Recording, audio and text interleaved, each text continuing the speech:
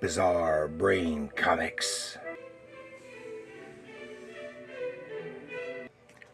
Hello, my comic book friends, and welcome to Bizarre Brain Comics. I'm Gary, your host. And this is where I like to take a look at some older comics, talk a little bit about the characters and creators, and examine the stories and the art. Boy, my eyes got wrapped around my eye teeth, and I couldn't see what I was saying.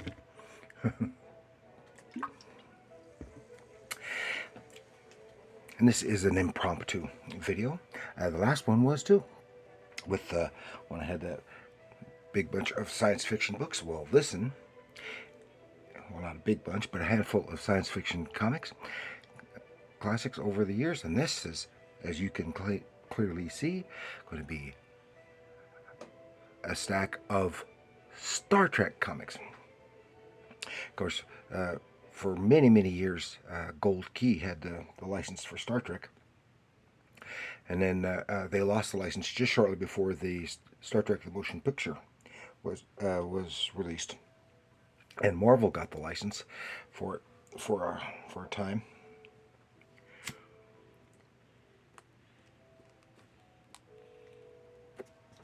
In conjunction with the movie, and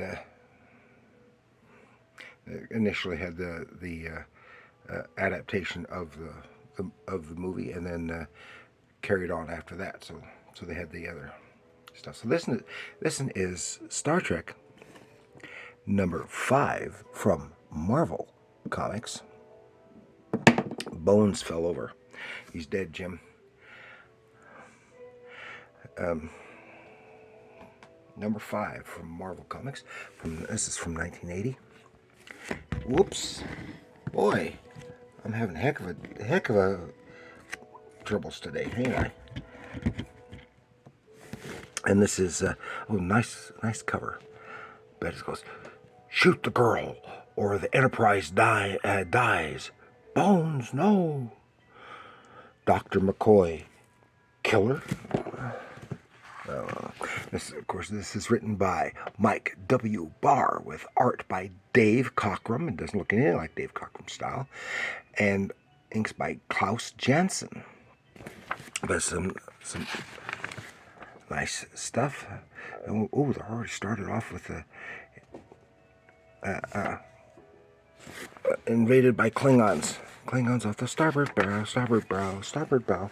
Klingons off the starboard bow, Jim. Some nice artwork, but most people hated those uniforms. Yeah, I can see why. So that's issue number 5.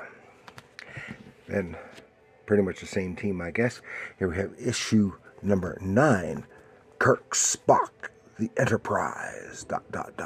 trapped in a web of ghostly vengeance. Ooh, looks like some spooky stuff. Spooky one here. That's number 9. Actually, on the other side is issue number 8. I may have shown some of these before in different contexts, like a haul video or something, but I don't remember. And this is issue number 8, but it has no cover. The Expansionist Syndrome, and I think this one is the second part of that. Oh, it's got the USS Endeavour on the cover. Then we go big skip to I don't know how many of the Marvel Star Trek I've got. I had a lot of them at the time, but I lost, misplaced, or got rid of them, or what, I don't know, over the years, because I was in the Navy at the time and I wasn't as easily able to get the comics as I wanted. So this is number 15. It said, that can't be Captain Kirk. Oh, but it is, Doctor. Oh, it looks like he's a devil. I don't know what's going on. It's been ages since I've read these. Then we have, out of order, then we have number 10. Star Trek. In this issue, Spock, the Barbarian.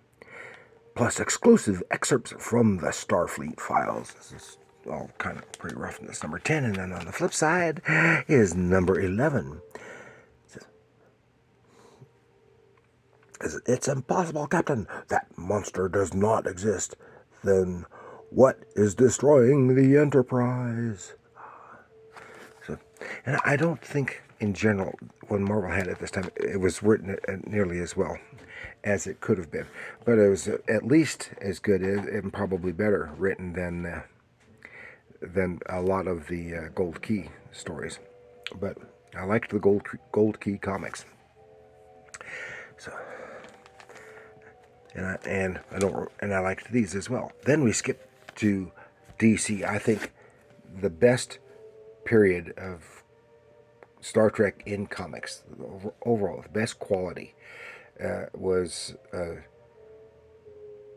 during the Star Trek motion picture era, in the 80s and 90s. It's when they had with Star Trek and then Next Gen and stuff, and they had Peter David and was it Michael Jan Friedman, I think, wrote a lot of them. These particular ones are not written by either one. This is by Howard Weinstein, and with Gordon Purcell and Arnie Starr doing the inks. And this is some really, really nice stuff. This is number 26 from DC Star Trek. Some really, really nice stuff there. And here we go, too. This is the 1992 Star Trek Annual Homeworld. So I guess it's an all-inclusive story. And nice cover painting. It's signed, but I don't know who it is. This is a nice cover painting, obviously on Vulcan. This is some nice art. Howard Weinstein did the writing. Norm Dwyer was the penciler with Arnie Starr on inks. So on Vulcan, it takes obviously Sarek is a central part of the storyline. We get some other aliens who we don't know. This is with the 1701A, and if you're not familiar, or, if they had in the movies Star Trek V, Search for God. I've forgotten the title of Final Frontier. The Enterprise A was brand new, and then at the afterwards with was it 5? Yeah, 5, and then Star Trek 6, The Undiscovered Country. The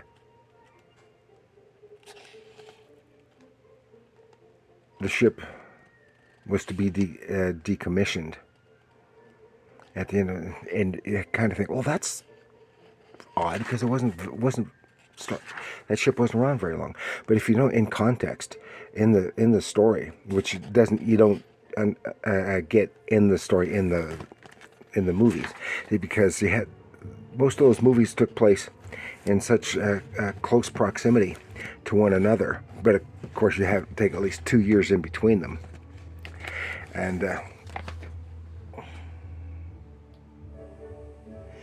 take at least 2 years in between them, and you don't realize that there was, from the time that the Enterprise A was launched to the time of the end of Undiscovered Country was over 10 years. Because you have Wrath of Khan, Search for Spock, and The Voyage Home all taking place within just a few months. And even in the novels, novelizations, it mentions that it's 10 years in there. So that Enterprise got a good workout. We just didn't get to see it. Nice. And here it is, number 56. Jump a couple years. This is right. It's still Weinstein, Davis, and Starr. And here, Carlos Garzón was doing inks on the cover, and he did on some of the other stuff too. But this is nice. This is part of a 3 or 4 part storyline involving time travel and on Kronos. So this is some early Klingon, involving early Klingon history with flying machines and the like. Or so, On Wings of Death. And that was interesting as I recall. I haven't read it in years. And here we go, 56. 58, rather. Real nice cover. This is a main character in this particular story is Chekhov. And you see, what's this? Because, of course, drawn by Carlos Garzón, who's a very fine artist, and he had done a lot of Flash Gordon stuff, and yeah, there it was. Nice. This is at the time, but then it's the bulk of the story. Then is told in flashback. Chekhov telling a story from his early career and the time on the Enterprise, and so they're back to the classic. The classic stuff, and I don't remember what the story was, but it's some very beautifully drawn, and I'm sure it's very nicely written as well. I don't remember. It's been a long time since I've read it. That's 58. Then, after DC, Marvel got it back. Actually, Malibu had the license. Didn't have it that long, but I'm wondering if, I don't know this for sure, but Marvel bought Malibu, and I'm thinking that they got the license that way. I don't know. But they had several titles that weren't tied directly to the series, to the shows. Here's Star Trek: The Early Years. This is issue number 12 from '98.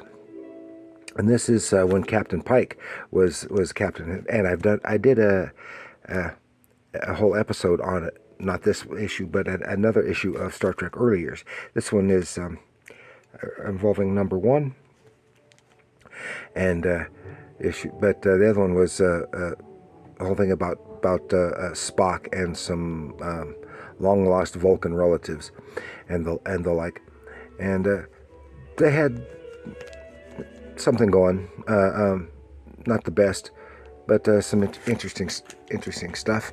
And of course, this would be now the time period of Star Trek Discovery, not Discovery. I'm sorry, Strange New Worlds. But I haven't seen any of those episodes because we don't do the streaming thing. Need to get the DVD set. I just saw the DVD set for, I think it was season 4 today, but I haven't seen the earlier ones. Here's another one title that they did was Star Trek Starfleet Academy. This is issue number 5 from '97. This is original characters plus Nog. This is when Nog left Deep Space Nine to go to the Academy, just prior to or around the beginning of the Dominion War in Deep Space Nine. And these are original characters, and Nog is one of them. And that's issue 5. And this is issue 3. I had him in Starfleet Academy. It has Matt Decker, who is like one of the descendants of classic Trek, Commodore Decker from Doomsday Machine, and the like. Now they also had another one, so I had put away, and now I can't find it, but I'll have to find it, and I want to do it, which is they had a special issue that was all in Klingon.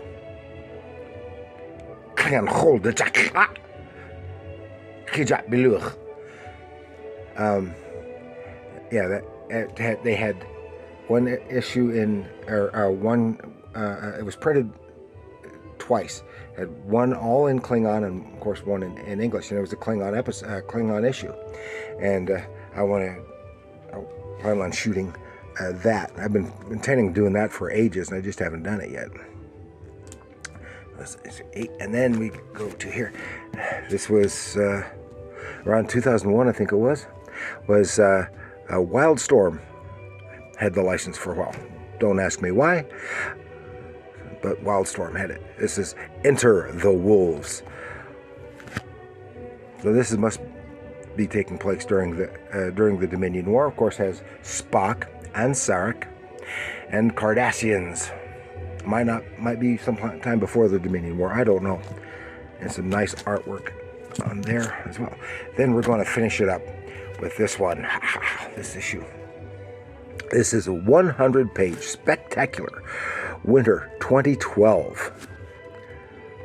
And I was looking through and said, hey, I haven't read this. And here it goes. It's cool because it has several stories and some nice artwork, and I'm sure this, of course, here we got classic movie era Trek stuff. And the story, it has something.